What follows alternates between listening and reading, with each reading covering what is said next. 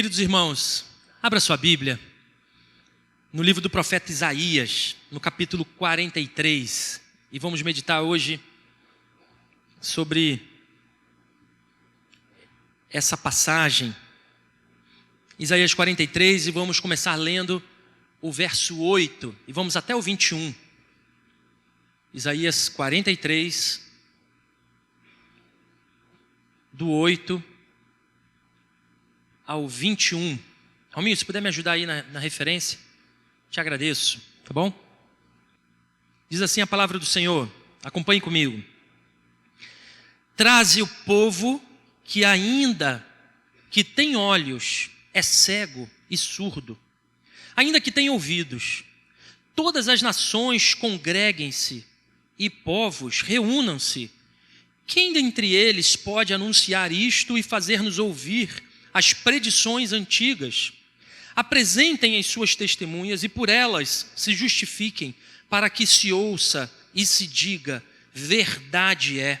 Vós sois as minhas testemunhas, diz o Senhor, o meu servo a quem escolhi, para que saibais e me creiais e entendais que sou eu mesmo e que antes de mim Deus nenhum se formou e depois de mim nenhum haverá. Leia comigo 11. Eu sou o Senhor, e fora de mim não há Salvador. Eu anunciei salvação, realizei-a e a fiz ouvir. Deus estranho não houve entre vós, pois vós sois as minhas testemunhas, diz o Senhor, eu sou Deus. Ainda antes que houvesse dia, eu era, e nenhum há que possa livrar alguém das minhas mãos. Leia comigo. Agindo eu, quem o impedirá?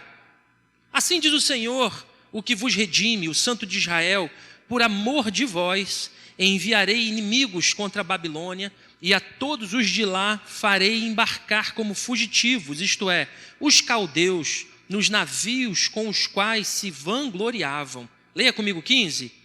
Eu sou o Senhor, o vosso Santo, o Criador de Israel, o vosso Rei. Assim diz o Senhor, o que outrora preparou um caminho no mar e nas águas impetuosas uma vereda, o que fez sair o carro e o cavalo, o exército e a força, jazem juntamente lá e jamais se levantarão, estão extintos, apagados como uma torcida. Leia comigo 18. Não vos lembreis das coisas passadas, nem considereis as antigas. Eis que faço nova o que está saindo à luz, porventura não o percebeis? Eis que porei um caminho no deserto e rios no ermo. Os animais do campo me glorificarão, os chacais e os filhotes de avestruzes, porque parei águas no deserto e rios no ermo, para dar de beber ao meu povo, ao meu escolhido, ao povo que formei para mim, para celebrar o meu louvor. Louvado seja o Senhor pela sua palavra lida. Eu não sei o que vem na sua mente quando eu falo reforma, a palavra reforma. Para alguns vem o sentido natural da coisa. Quando a gente fala de reforma, a gente fala de melhoria. A gente fala de uma coisa que vai se tornar novamente. Quando a gente fala de reforma, a gente fala sobre renovo. Mas talvez, quando eu fale isso para você, você lembre de uma coisa que é muito comum no nosso meio. Reforma é dor de cabeça. Reforma, quando eu lembro de reforma, eu lembro que eu passei um período de obras na minha casa, onde foi... Nossa, eu não quero nem lembrar disso. Eu dormia com as coisas tudo suja. Quando trabalhava, fui fazer uma coisa pequena e se tornou uma coisa grande. Ou seja, reforma, de fato, ela aponta para alguma coisa que você vai tornar mais bonito, ou então vai tornar novamente, tem a ver com renovo, tudo isso. Mas o problema é esse meio do caminho, né? Porque reforma, essa espécie de recomeço, ela não costuma ser uma coisa fácil.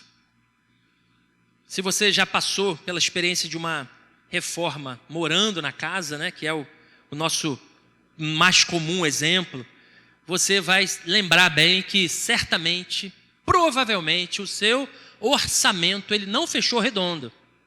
O seu orçamento ele foi rompido, ele avançou em muito o que você tinha planejado. Se você passou por reforma em casa, você provavelmente vai pensar que o prazo também se estendeu um pouco. Você pensou que era rapidinho, não, um mesinho só, vou resolver a vida, mas que nada, aquilo foi passando um monte de mês e não acabava, isso também é muito comum. Mais ainda, a gente vai vendo que reforma nem sempre é o que a gente planejou. Planejamos X, executamos X, não. Quando o profissional dá a primeira martelada, ele chama você, não é assim que acontece? Patrão, patroa, vem cá que eu quero ter uma conversa. Nessa hora dá um frio na barriga e você recebe a má notícia que o seu cano precisa ser trocado também, a sua fiação precisa ser trocada, que você precisa muito além do que você planejou inicialmente. Ou seja, na maioria das vezes, a reforma, ela precisa ela tem um pontapé inicial, uma necessidade. Só que, no nosso modo de viver, na maioria das vezes, quando nos propomos a um momento de reforma, é porque essa necessidade, ela já alcançou um nível extremo. E a gente já não consegue mais caminhar. Se é uma reforma no seu banheiro, é porque nem conseguindo mais ser operacional naquele banheiro, ele consegue ser. Você às vezes nem consegue mais usá-lo. Ele está encostado na sua casa, você está usando outros banheiros, outros meios. Ou seja, muitas vezes é porque o local que você passava, os pisos estouraram. A porta que você abria está cheia de cupim. O armário que você abria está cheio de cupim. O vazamento que está ali, que você tentou recuperar, mas ele está acontecendo. Esse vazamento não para mais. Está aparecendo mofo, está dando infiltração, tem alguma coisa errada. E enquanto esse problema existe na nossa casa, no local onde a gente convive, dificilmente a gente vai ser capaz de desfrutar plenamente aquilo que o nosso lar pode oferecer. Não é assim? Eu não sei se você já passou por essa situação, eu já. Nós em casa já passamos há tempos atrás. Uma casa que a gente morou, que chegava uma visita, a gente ficava até meio sem graça assim. Falei, aqui, não usa esse banheiro não. Usa aquele outro lá, que esse aqui tá ruim. Não usa o chuveiro tal, não usa não, tá ruim esse chuveiro aí, usa o outro. Ou seja, quando a gente precisa de reforma, a gente vai se lembrar de que tem algumas áreas na nossa casa que vive à base do jeitinho, né? Está na base do jeitinho. Você amarrou uma fita, você botou um saco plástico, você deu um jeito lá. E isso quando ele não está funcionando também na base do jeitinho, né? A pessoa abre uma torneira e vai fechar, a torneira não fecha. Você fala, não, peraí, eu sou entendido dessa torneira e você fecha porque você já entende que tem que dar um jeitinho ali naquela torneira. Ou seja, irmãos, o que eu estou querendo dizer é que reforma, de fato, é um mal necessário. Mas a pergunta que eu faço para você hoje aqui, a gente não vai falar de reformas e construções e lares quebrados, nada disso. A pergunta que eu faço para você é: e o que a gente faz quando é a nossa vida, a nossa alma que precisa de reforma? O que a gente faz quando é a nossa vida cristã, a nossa caminhada com o Senhor, ou a nossa espiritualidade, que talvez você nem tenha a proposta de caminhar com o Senhor ainda, mas a sua espiritualidade, a forma como você pensa no eterno, ela é vivida na base do jeitinho. Como é que a gente faz isso? A pergunta que eu quero trazer na meditação sua inicialmente essa noite é: quantos de vocês estariam dispostos a viver um renovo na sua vida hoje? Quantos de vocês sentem a necessidade de uma reforma na alma, de uma reforma no relacionamento com o Senhor, de uma reforma na sua espiritualidade, de um recomeço na sua vida? quantos de vocês estariam dispostos a viver plenamente a casa de Deus, plenamente diante do Senhor, plenamente com uma vida de propósito nessa área? Infelizmente, nós passamos por muitos contratempos na nossa vida, muitos fracassos, e às vezes a gente permite com que esses maus momentos, esses traumas, essas situações, esses fracassos, eles escravizem o nosso coração, escravizem a nossa alma, a um ponto que a gente não consegue mais desfrutar, viver uma vida plena com Deus. Às vezes não é nem com Deus só, da nossa vida comum. A gente deixa de viver uma vida plena comum porque nós estamos amarrados com sentimentos, questões que nós guardamos, experiências que nós vivemos, relacionamentos que ficaram para trás e a gente não consegue dar um passo adiante. Mas o problema quando a gente fala de renovo, de reforma voltado para a nossa vida, é quando a gente se acostuma a viver também na base do jeitinho. O problema é quando a gente vive aquém daquilo que a gente poderia de fato viver. E por isso o tema da mensagem de hoje é reconhecer para recomeçar. Repita comigo: reconhecer para recomeçar. Muitos amanhecem os seus dias já fazendo algumas perguntas, né? Mais um dia. Como é que vai ser hoje? Mais um dia. Eu vou trabalhar de novo. Como é que vai ser hoje? Mais um dia. Eu estou seguindo essa carreira. Mais um dia. Eu não gosto de fazer o que eu faço. Mais um dia. A minha rotina não me dá prazer. Mais um dia. Parece que eu vivo para trabalhar e para fazer obrigações. Mais um dia e a gente vai vivendo sem ter um prazer na nossa vida. Mais um dia e eu acordo aqui, nessa casa, nesse casamento, nesse relacionamento que eu não vejo menor comprometimento, menor razão de ser. Eu me casei para isso. Mais um dia eu acordo para viver em pé de guerra na minha casa. Eu brigo com meus filhos, eu brigo com quem está próximo a mim. A gente vive em pé de guerra aqui nessa casa. Mais um dia, vamos levantar para começar isso. Ou então, a gente ainda tem aquele sentimento de falar assim: bom era o tempo que a gente vivia lá atrás. Bom era o tempo onde essas crianças brincavam e não discutiam. Bom era o tempo onde eu aproveitava com o meu marido e a gente gostava de fazer as coisas juntos. Bom era o tempo que eu ia feliz para o meu trabalho. Bom era o tempo que eu estudava e eu olhava para a minha profissão com tanta esperança. Mas agora eu estou nesse estado aqui. Mas no Evangelho que nós acabamos de ler, no Evangelho de João, nós lemos Isaías, né? No Evangelho de João, no capítulo 10, no verso 10, Jesus ensina faz uma frase, ele diz uma frase, uma sentença, e eu quero que você pegue essa frase para você. Jesus disse que eu vim para que tenham vida, e vida em abundância.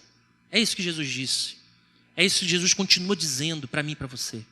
Eu vim para que tenham vida e vida em abundância. Ou seja, a boa notícia que eu quero trazer para você é que o nosso Deus é um Deus de recomeços. Nosso Deus é um Deus de renovo. E se você crê nisso, diga amém. O nosso Deus é um Deus de começos, e isso é o pontapé importante para que a gente recomece, para que a gente comece essa reforma na nossa fé, a oportunidade de recomeçar. Deus nos dá a oportunidade de retomar projetos esquecidos. Deus nos dá a oportunidade de mudar a rota. Deus nos dá a oportunidade de novos começos. O apóstolo Paulo, quando ele escreveu aos Romanos, Ele falou que o nosso velho homem, quando nós conhecemos a Jesus, o nosso velho homem, ele fica crucificado.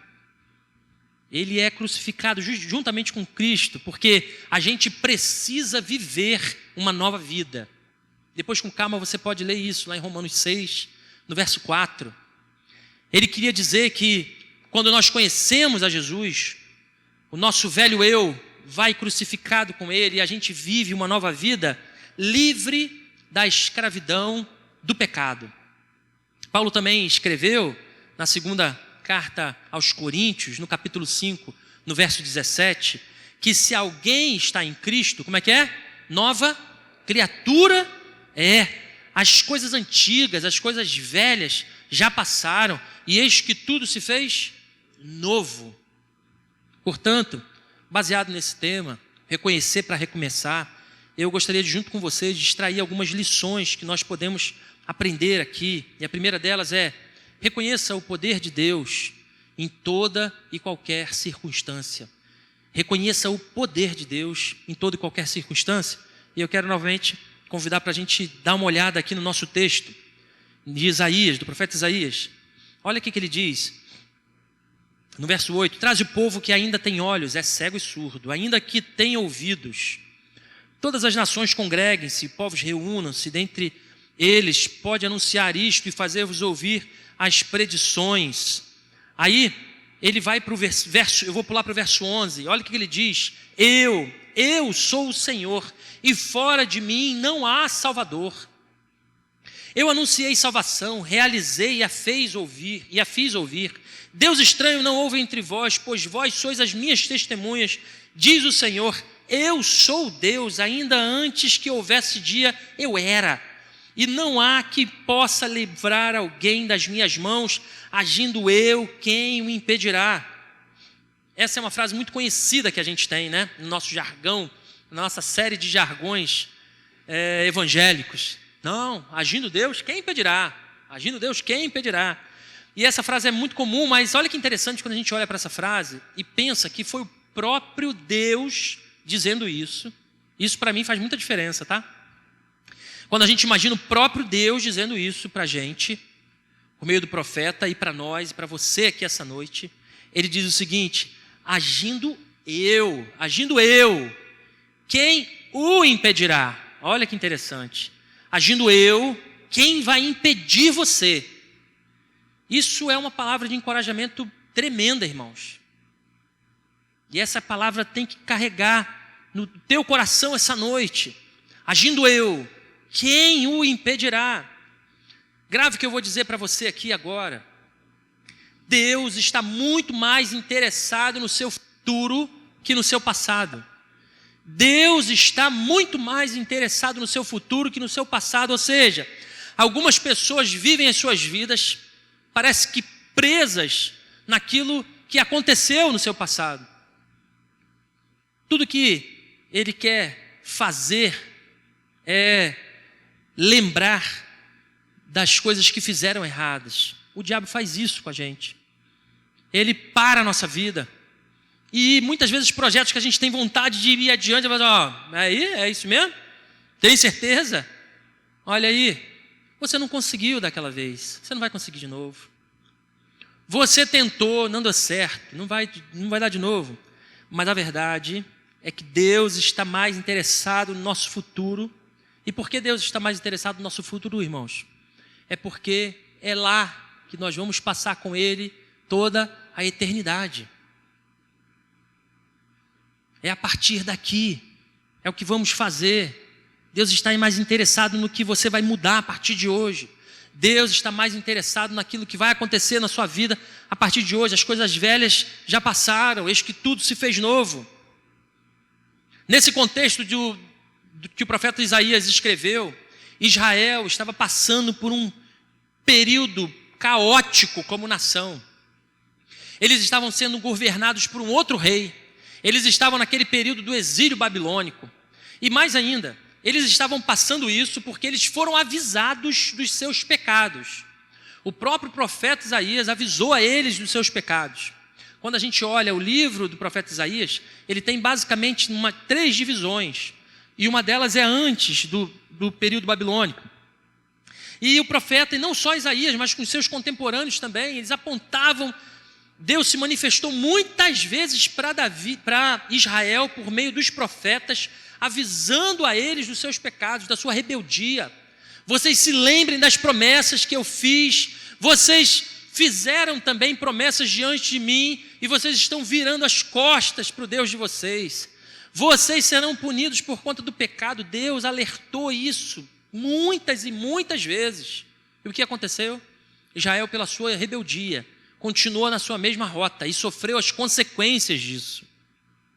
Nesse momento, eles estavam dominados por outras nações, já sentenciados por Deus, sofrendo a pena que eles tinham sido advertidos pelo próprio Deus tempo atrás. Eles estavam sofrendo como nação, eles tinham sido espalhados pela terra, mas veja que interessante, apesar de tudo isso, Deus queria, com esse trecho que nós lemos, dar esperança e encorajamento para o seu povo. Apesar de ter sido o próprio Deus que puniu o povo por conta do pecado da rebeldia, Ele próprio passa a dar encorajamento e esperança para o povo. Ele queria que o povo de Israel soubesse que, embora eles estivessem sendo punidos, eles não estavam sendo abandonados. Grave isso. Embora eles estivessem sendo punidos por causa dos seus pecados, por causa da sua rebeldia, Deus em nenhum momento os abandonou. Deus queria que o seu povo entendesse os motivos daquele castigo, daquela punição, mas também Ele queria que eles soubessem que aquele ainda não seria o fim deles. E reconhecer, irmãos, o poder do Senhor em toda e qualquer circunstância significa estarmos atentos a algumas verdades para nossas vidas. Talvez você esteja passando hoje algumas situações específicas, pontuais, que você enfrenta lutas, e reconhecer o poder do Senhor significa você sinceramente fazer algumas perguntas para você mesmo. Por exemplo, o que Deus está querendo me ensinar com essa situação? Será que Ele quer me ensinar alguma coisa? Eu estou passando isso por quê? O que eu preciso aprender? O que o Senhor deseja de mim? E essa deve ser a nossa oração, irmãos. Senhor, temos aqui uma situação, o que o Senhor deseja de mim? O que eu preciso mudar? Como o Senhor espera que eu haja diante dessa situação? Como é que o Senhor vai se agradar? Como é que o Senhor vai ficar feliz com a minha postura? Qual deve ser a postura que vai agradar mais o Senhor? Essa devem ser perguntas que a gente deve fazer para nós mesmos, quando nós enfrentamos as nossas situações, as situações da nossa vida. Nesse instante da história de Israel, o povo estava desanimado, porque em vários relatos o povo dizia que aquele seria o fim deles. Agora não tem mais jeito, já fomos dominados, já fomos espalhados, as famílias já foram para o exílio, ou seja, acabou, nossa terra foi destruída, não tem mais jeito. Eles reconheciam que eles tinham ido longe demais, eles reconheciam que eles se rebelaram contra Deus, que eles pecaram, reconheciam tudo isso. O coração deles já estava sem esperança. Eles pensavam que Deus tinha abandonado eles. E talvez, meu irmão e minha irmã, você tenha chegado aqui com esse sentimento. Provavelmente você possa estar com o sentimento de que Deus abandonou você, que Deus se silenciou para o seu problema, para a sua questão. Talvez você pense que tenha cometido muitos erros, talvez você tenha consciência disso, talvez você tenha falhado com você mesmo, com a sua família, com o próprio Deus, mas repare o que o Senhor diz através da palavra de hoje. Eu quero ler com vocês o verso 11 e o verso 13. Vamos ler juntos? O verso 11 e o verso 13. Eu sou o Senhor, e fora de mim não há Salvador. 13. Ainda antes que houvesse dia, eu era, e nenhum há que possa livrar alguém das minhas mãos, agindo eu, quem o impedirá? Meu irmão, minha irmã, reforma é fácil? Claro que não, claro que não. Reforma incomoda, reforma dá dor de cabeça. Reforma trabalha com áreas da nossa vida que a gente nem queria mais mexer, queria deixá-la guardadinha, esquecido no depósito mais oculto das lembranças. Mas reformas são necessárias para quando nós queremos viver uma vida plena com Deus. Reformas são necessárias. Portanto, meu irmão, assim como acontece nas nossas casas, diante de Deus e em nome de Jesus, pare de dar desculpas, pare de viver na base do jeitinho, comece um momento de reforma hoje mesmo diante do Senhor, para que você viva plenamente a presença dEle na sua vida. Se você quer um novo começo para a sua vida, reconheça o poder do Senhor na sua vida. Reconheça, acredite nessa palavra, que agindo Ele, ninguém vai impedir, as coisas vão adiantar, vão em frente. Agindo Ele, a gente seguindo da forma como Ele deseja. Olha o que Provérbios 28:13 nos diz: um homem que se recusa a admitir os seus erros nunca terá sucesso, mas se ele confessar e abandoná-los, ele terá misericórdia, ou seja, uma nova chance. Provérbios 28:13. Mas nós não paramos por aí. Temos ainda uma segunda lição que eu gostaria de destacar com vocês. E essa lição ela está a partir do verso 14. Reconheça a bondade do Senhor na sua vida. Reconheça a bondade do Senhor na sua vida. Olha o que diz lá a partir do 14. Assim diz o Senhor, o que vos redime, o Santo de Israel. Por amor de vós, enviarei inimigos contra a Babilônia. Lembrando que a Babilônia era o povo que estava dominando o povo de Israel. A Babilônia tinha tomado Israel, tinha levado Israel para o exílio. Babilônia era a potência mundial daquele período da história do mundo, né? Babilônia era a grande potência. E olha o que Deus diz, né? Por amor de vós, eu enviarei inimigos contra a Babilônia. De todos lá farei embarcar como fugitivo. Isso é, os caldeus, nos navios com os quais se vangloriavam. Eu sou o Senhor, o vosso santo, o Criador de Israel, o vosso rei. Vou pular para o 18. Não vos lembreis das coisas passadas, nem considerai as antigas. O que o Senhor estava dizendo a partir do profeta Isaías aqui para Israel, e talvez ele esteja dizendo para você também, é que Israel caminhava distante do Senhor. Israel caminhava com o coração distante de Deus. E ele está falando assim, ó, esquece isso. Israel vivia um período de apostasia, ou seja, de esquecer do Senhor, das promessas do Senhor, e esquecer de tudo, das alianças que Deus fez com ele. Mais ainda, Israel vivia um tempo de idolatria. Um tempo onde ele dedicava tempo, força, energia para outros deuses. E talvez você fale assim, ah não, mas eu não estou vivendo isso não. Será que não? Muitas vezes os nossos deuses falsos se manifestam nas coisas banais da vida. Os nossos deuses falsos se manifestam na nossa conta bancária.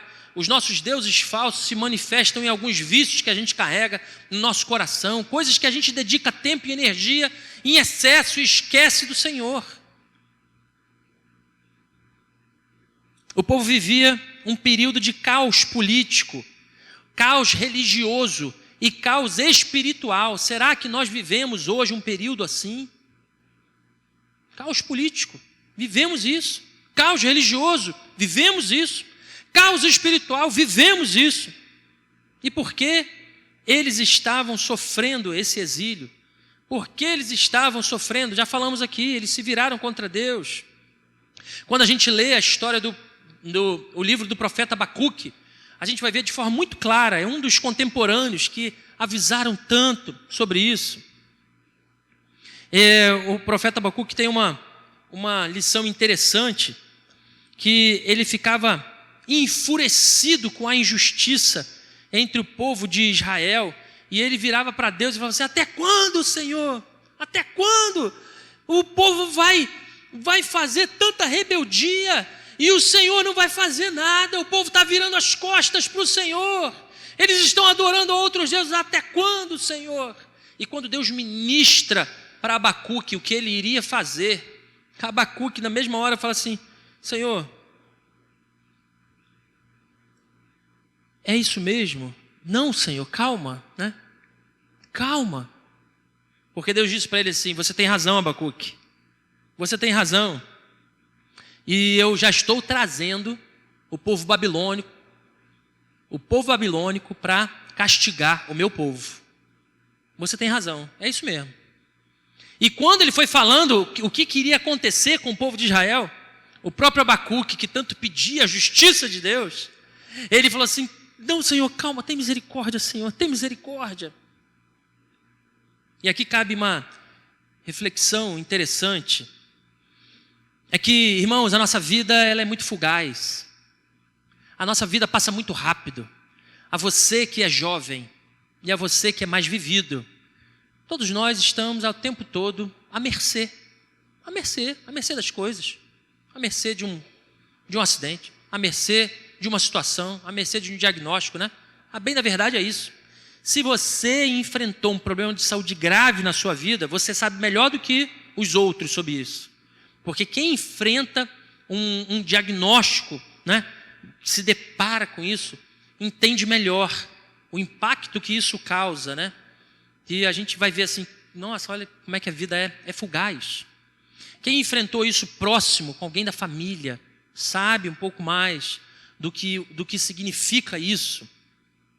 E eu não estou falando aqui, irmãos, de forma nenhuma colocando terrorismo, mas eu quero trazer de uma forma muito sincera a reflexão ao teu coração, na forma como você se relaciona com Deus hoje, como ela reverbera na sua eternidade.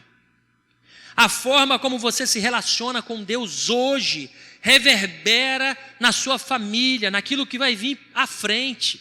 A você que é um jovem, a forma como você se relaciona hoje vai refletir na família que você pretende ter, nos relacionamentos que você pretende seguir, nos filhos que você pretende ter, na sua vida profissional, nos seus estudos, na forma como você se relaciona hoje.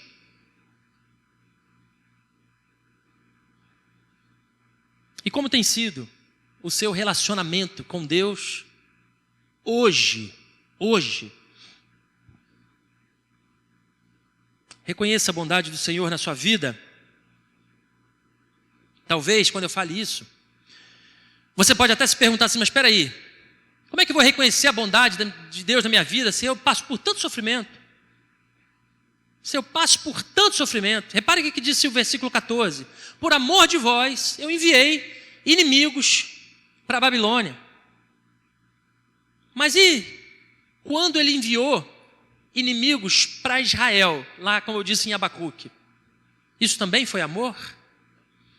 Quando Deus enviou inimigos para o seu próprio povo, quando gerações do seu próprio povo, do povo de Deus, ficaram para trás, quando famílias foram dizimadas ou espalhadas do próprio povo de Deus, quando o povo sofreu, padeceu, será que isso também foi amor?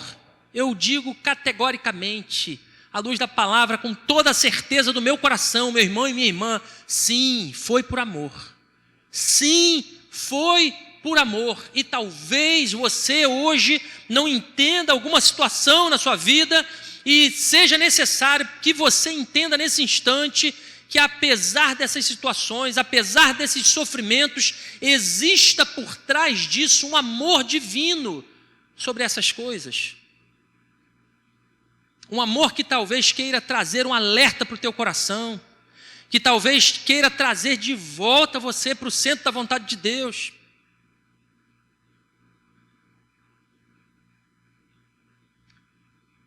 Eu não sei se você já reparou isso. mas certamente sim, que grandes homens e mulheres de Deus passaram por grandes provações. Grandes homens e mulheres de Deus reconhecidos, que a gente tem como lá em altos patamares, né? Passaram por grandes provações. E por que isso aconteceu? Não é que isso seja um pré-requisito de Deus, né? Mas o sofrimento nos leva a pensar a vida de uma outra forma.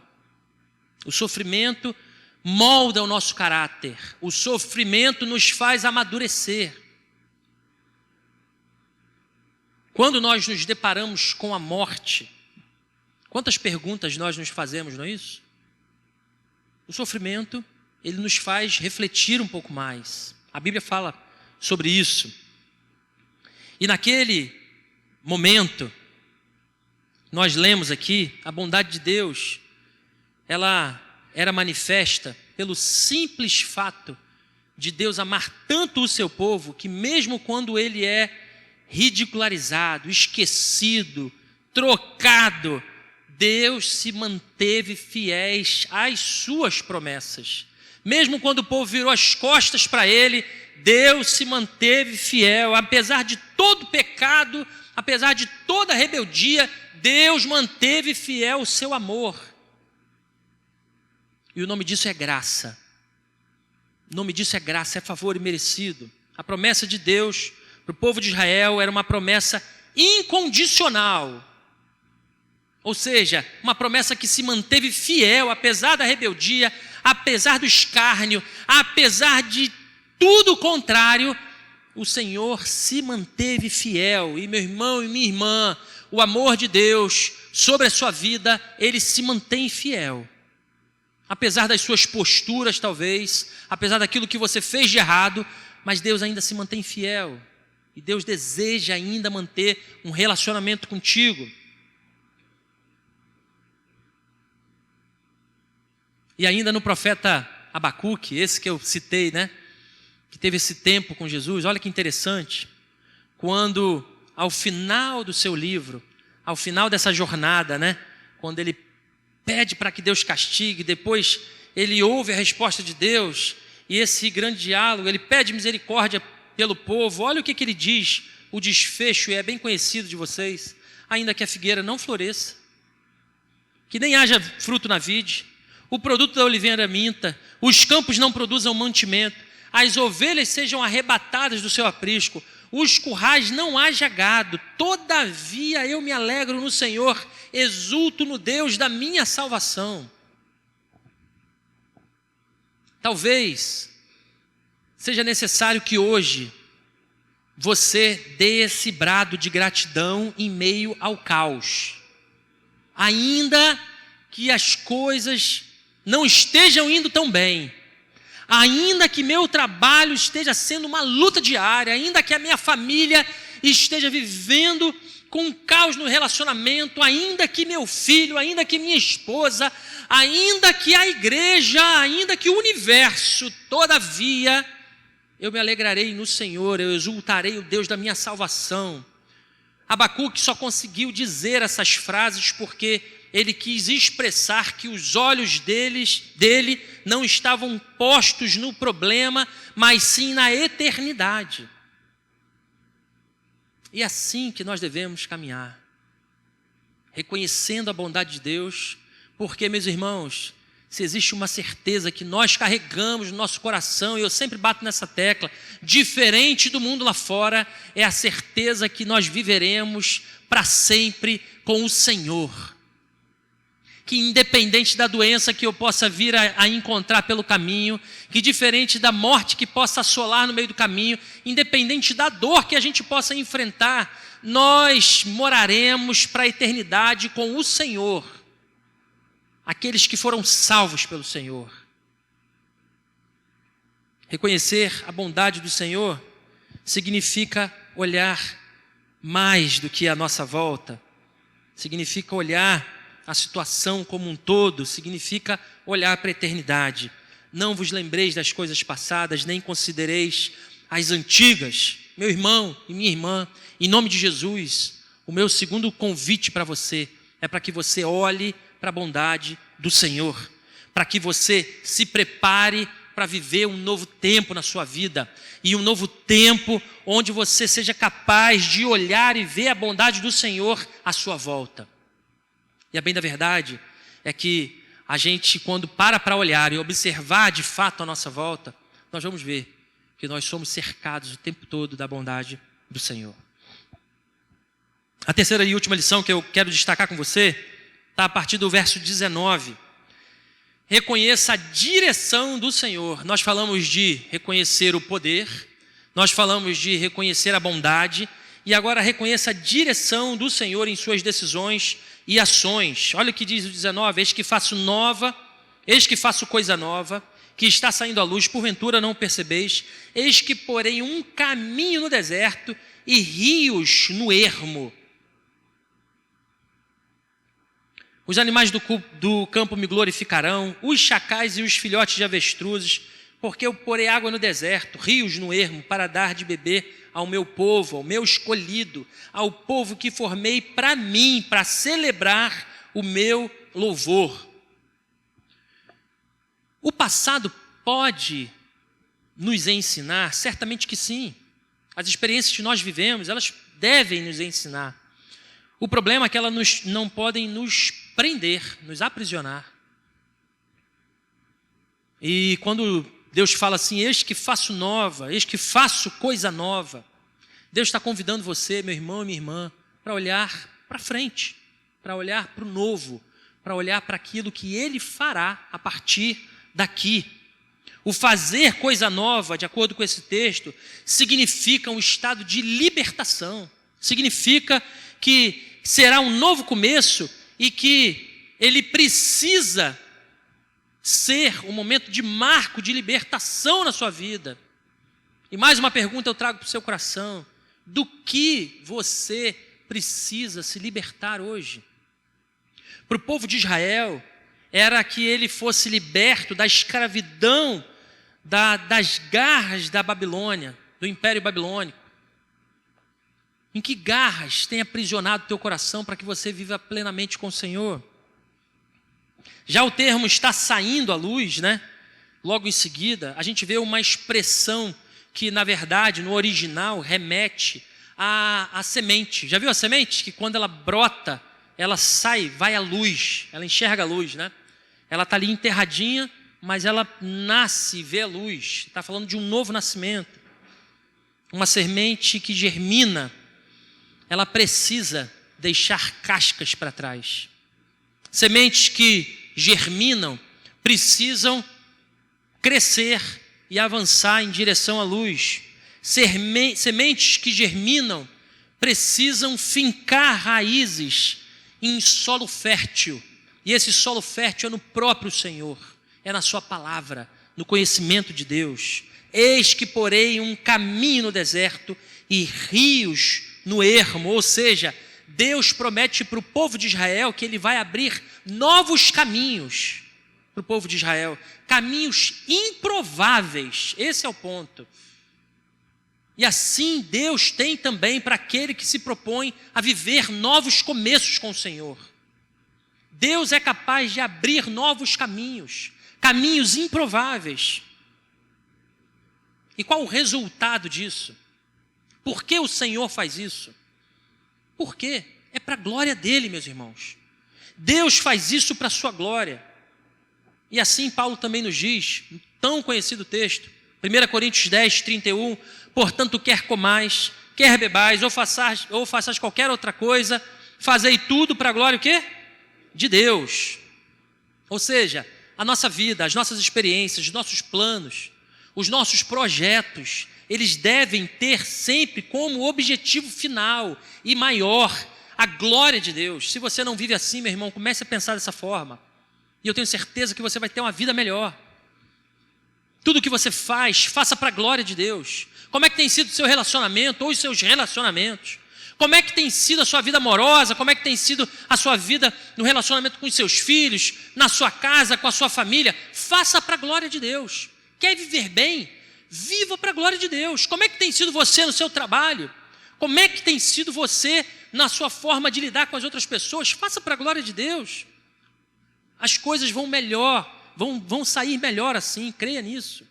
Faça para a glória de Deus. Reconheça a direção do Senhor em todas as suas decisões e ações. Portanto, meu irmão, reconhecer para recomeçar.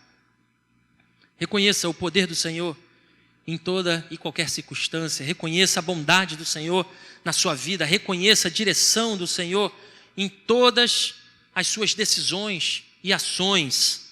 Deus te convida para olhar para frente, para aquilo que Ele fará. Deus deseja que você se liberte das amarras dos pecados antigos. Deus deseja que você germine, que você deixe algumas cascas para trás.